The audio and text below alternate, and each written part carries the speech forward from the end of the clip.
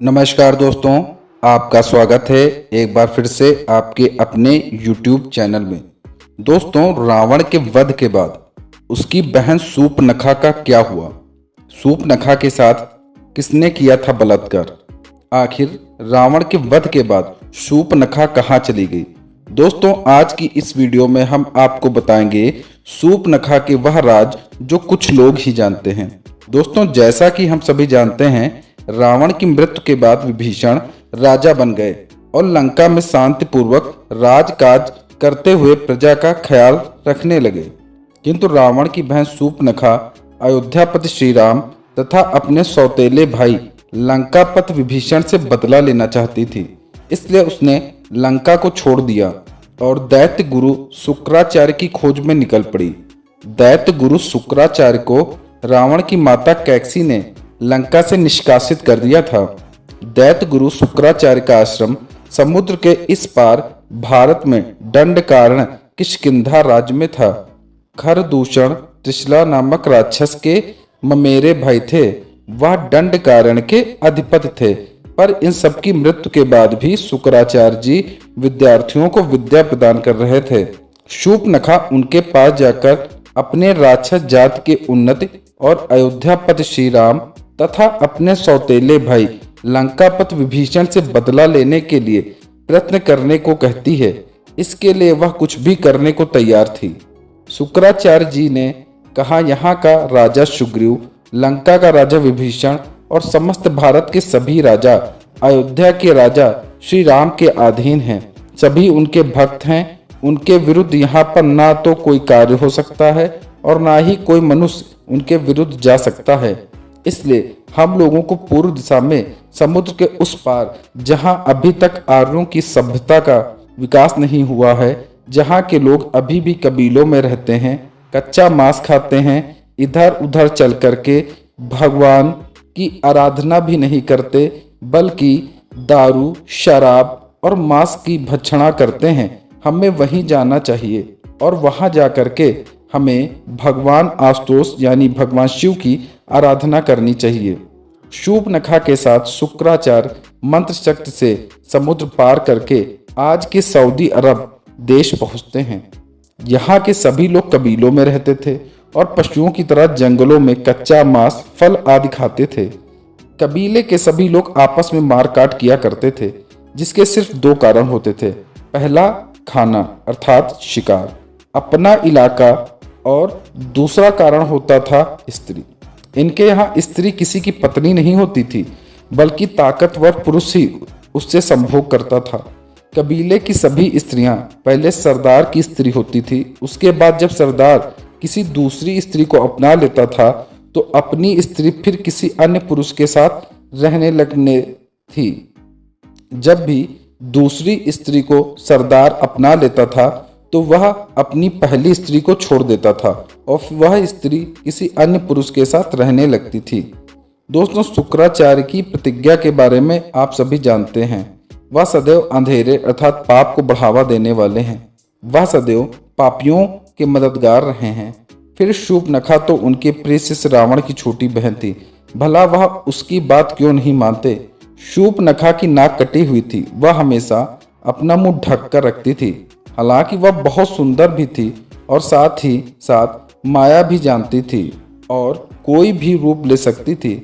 उस समय वहां पर सैकड़ों कबीले थे। मनुष्य जानवरों की तरह इधर उधर जंगलों में भटकते थे और उनके सिर्फ दो ही काम होते थे, भूख लगे तो शिकार करके कच्चा मांस खाओ और स्त्री दिखे तो सहवास करो। शूर्पणखा के साथ शुक्राचार्य जी ने भगवान शिव के प्रतिरूप अर्थात शिवलिंग की स्थापना की और भगवान शिव की आराधना शुरू कर दी। शूर्पणखा भी वहीं बैठकर बिना श्रद्धा भाव के शिव मंत्रों का जाप करने लगी। थोड़े ही दिनों में उधर से वहां के सबसे शक्तिशाली कबीले की टोली गुजरी, जिसका मुखिया एक आदम नाम का एक भयानक लंबा चौड़ा हष्टपुष्ट शरीर का मालिक व्यक्ति था। वह व्यक्ति शेर, बाघ, हाथी, घोड़े आदि किसी जीव से ज्यादा शक्तिशाली था। सारे कबीले उसके अधीन थे। उसकी एक ही कमी थी, वह पशुओं की तरह नंगा रहता था और किसी भी स्त्री को देखकर जब तक उसको पा नहीं लेता था तब तक बराबर प्रयास करता रहता था। राक्षस टोली ने देखा कि एक बूढ़ा व्यक्ति हवन कर रहा है। उसके सामने एक स्त्री जिसने मुख पर कपड़ा ढक रखा है। वह सुंदर स्त्री अगर मुखिया को मिल जाए तो मुखिया के साथ रह रहे समस्त लोगों को भी इस स्त्री का भोग करने को मिल जाएगा। यही सोचकर राक्षस सूर्पनखा का अपहरण करके अपने मुखिया के पास पहुंचा देते हैं। मुखिया आदम ने सूर्पनखा से संभोग की इच्छा जताई। सूर्पनखा ने माया से सभी लोगों को अपने में विमोहित कर दिया। उसे मालूम था कि इस स्त्री लोभी ताकतवर व्यक्ति को कैसे फंसाया जा सकता है, इसलिए उसने मुखिया को सशर्त अनुमति की बात रखी। शुक्राचार्य जी ने इस विवाह की अनुमति दे दी। मुखिया आदम से शर्त रखी गई, जिसमें पहली शर्त थी कि सूर्पनखा से विवाह के पश्चात उसके दुश्मन अयोध्यापति श्री राम, किष्किंधापति सुग्रीव, हनुमान और अंगद को मारकर उसका बदला लेना होगा।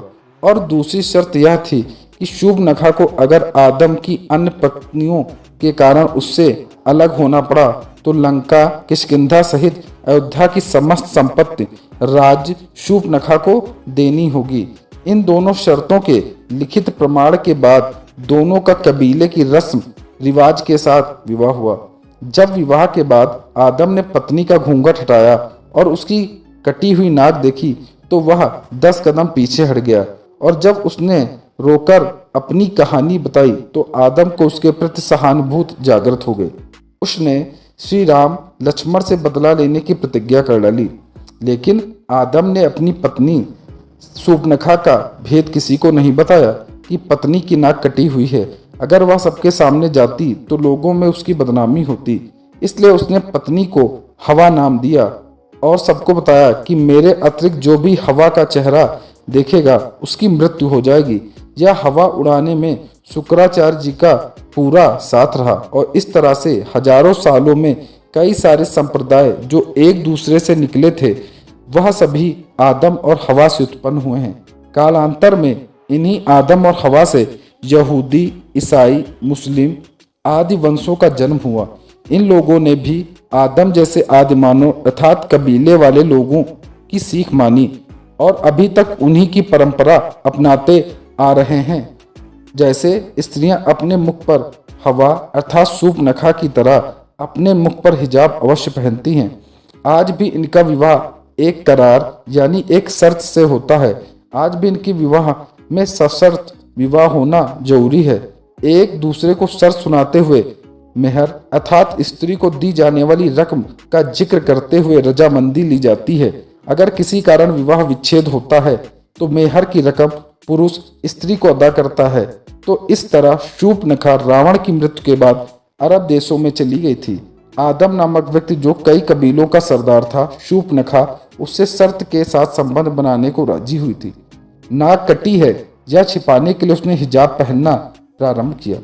अगर ध्यान दे तो यह सारी बातें केवल एक तरफ इशारा करती हैं कि शायद मुसलमानों का सूर्पनखा के वंशज होने वाली बात हकीकत हो सकती है। सारे मुसलमान इस बात से डरते हैं कि अगर कोई हिंदू गलती से भी मक्का मदीना के अंदर चला गया और इसने शिवलिंग पर गंगा जल छिड़क दिया तो इस दुनिया से पूरी राक्षस जात का अंत हो जाएगा। मित्रों, यह राक्षस कोई और नहीं बल्कि सूर्पनखा के ही वंशज हैं। लेकिन मित्रों, इस्लाम धर्म हकीकत पर आज भी कई हिंदुओं के द्वारा सवाल उठाए जाते हैं कि आखिर उन्हें मक्का मदीना के अंदर क्यों नहीं जाने दिया जाता। वैसे मित्रों, कमेंट करके बताइए कि आपको क्या लगता है कि मक्का मदीना की सच्चाई क्या है, और जो ये बातें बताई जा रही हैं क्या वो सच हो सकती हैं, यह सब कहीं कल्पना मात्र तो नहीं। मित्रों, आपको क्या लगता है कमेंट बॉक्स में अवश्य बताएं। धन्यवाद।